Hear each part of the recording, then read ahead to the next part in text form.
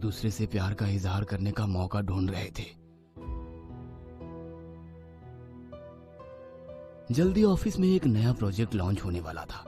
सभी उसकी तैयारियों में लगे हुए थे। रागिनी और आशीष ने तो दिन रात एक करके उस प्रोजेक्ट पर बहुत मेहनत की थी। प्रोजेक्ट फाइनल होने से लेकर उसके एडवर्टाइजमेंट, सेलिंग और मार्केटिंग स्ट्रेटेजी दोनों मिलकर बना रहे थे। जल्दी उस प्रोजेक्ट के लॉन्च की पार्टी थी। आशीष और रागिनी एक प्रेस कॉन्फ्रेंस में अपने प्रोडक्ट की डिटेल बता रहे थे। प्रेस कॉन्फ्रेंस खत्म होने के बाद आशीष ने रागिनी को रोकने को बोला और हर वक्त खामोश रहने वाले आशीष ने खुद आगे बढ़कर रागिनी को प्रपोज कर दिया। वह रागिनी के सामने घुटनों के बल बैठा था। उसके हाथों में खूबसूरत सी डायमंड रिंग। जिसका प्रपोजल सुनकर रागिनी को लगा कि वो सपना देख रही है। रागिनी ने बड़ी खुशी से हाँ कर दी और आशीष ने उसे रिंग पहना दी। आशीष, मुझे तो लगा था कि तुम कभी मुझे प्रपोज करोगे ही नहीं, क्योंकि तुमने कभी मुझसे ऑफिस और उससे जुड़ी बातों के अलावा कभी कोई बात नहीं की। क्या करूं, मुझे अपनी फीलिंग शेयर करना नहीं आता, मगर तुम्हें जानकर हैरानी होगी कि जब से तुम मिली हो तुम्हारी एक एक बात मैंने अपनी डायरी के साथ शेयर की है। ये डायरी हम दोनों के प्यार की निशानी है। जो बात तुम्हें मुझसे कहनी थी वो तुम इस डायरी को बता रहे हो। तो ऐसा करो, अब शादी इस डायरी से ही कर लेना। दोनों के घर वाले भी इस रिश्ते से बहुत खुश थे, मगर रागिनी की माँ को एक बात खटकती थी। कहाँ उनकी बेटी मस्त मौला, हर एक से मस्ती मजाक करने वाली, और उनका होने वाला दामाद आशीष एकदम शायद जरूरत के हिसाब से ही बोलने वाला।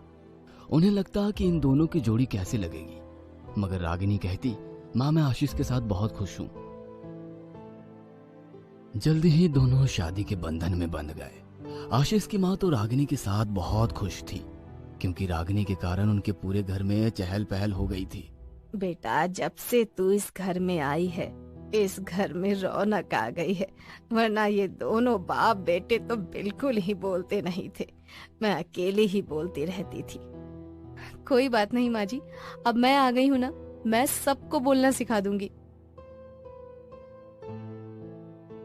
मैं साथ रहते थे तो रागिनी को आशीष का कम बोलना अखरने लगा था। आशीष अपने मन की बात रागिनी से ना कहकर हर रोज डायरी में लिखता था। इसलिए रागिनी आशीष को बहुत हद तक अपने हिसाब से बदलने की कोशिश करने लगी थी। आशीष, ये डायरी तो मेरी सौतन बन गई है। जब देखो तुम इस डायरी में ही लगे रहते हो। पहले तुम कहते थे कि अपने मन की बात इसमें लिखता हूँ, मगर तुम अब अपने मन की बात मुझसे कर सकते हो ना, फिर क्यों ये डायरी लिखते हो? रागिनी माय लव, तुम खामोखा इस बेजान सी डायरी से जलन फील कर रही हो। तुम मेरा पहला लव हो और हमेशा पहला ही रहोगी, मगर ये डायरी मेरा पैशन है, इसके बिना मैं नहीं रह सकता। आशीष की बातें सुनकर रागिनी नाराज हो जाती है और अपने कमरे में चली जाती है। आशीष अपनी डायरी लिखकर अपने कमरे में आता है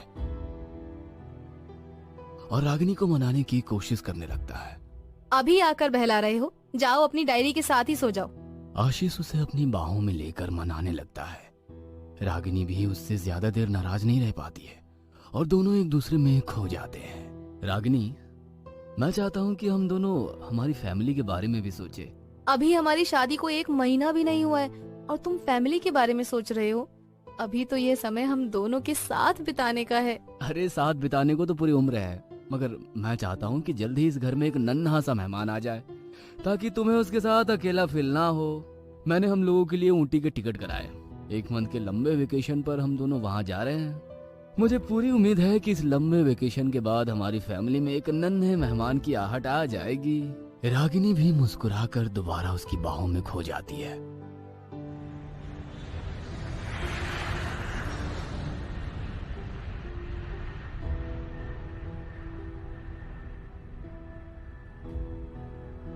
आशीष और रागिनी दोनों ऊटी में एक दूसरे के साथ टाइम स्पेंड करते हैं।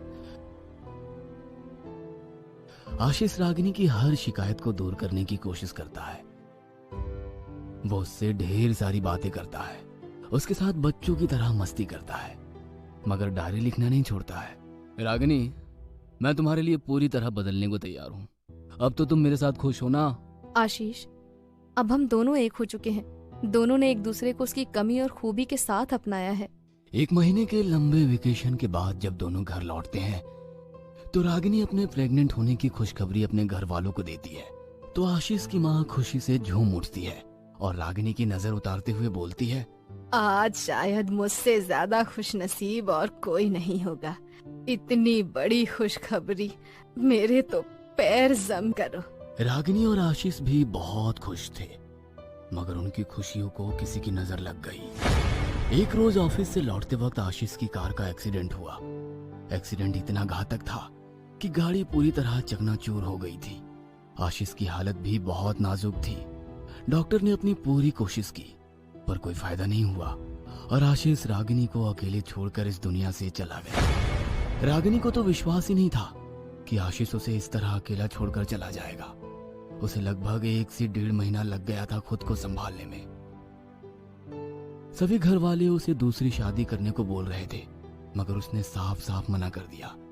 एक दिन जब वो अलमारी साफ कर रही थी तो उसके हाथ आशीष की डायरी लगी, जिसमें आशीष उसके बारे में लिखता था।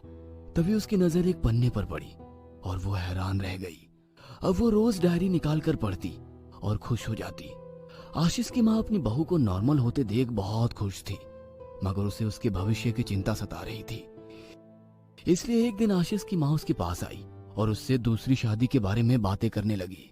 माँ, जब मैं एक बार बोल चुकी हूँ कि मैं दोबारा शादी नहीं करूंगी, तो क्यों सब लोग मेरे पीछे पड़े हो? आशीष जब से गए हैं सिर्फ उसकी डायरी ही मेरा सहारा है। इसे पढ़ती हूँ तो लगता है कि वो मेरे आसपास ही हैं। रागिनी, अपनी सले बच्चे के बारे में सोचना चाहिए।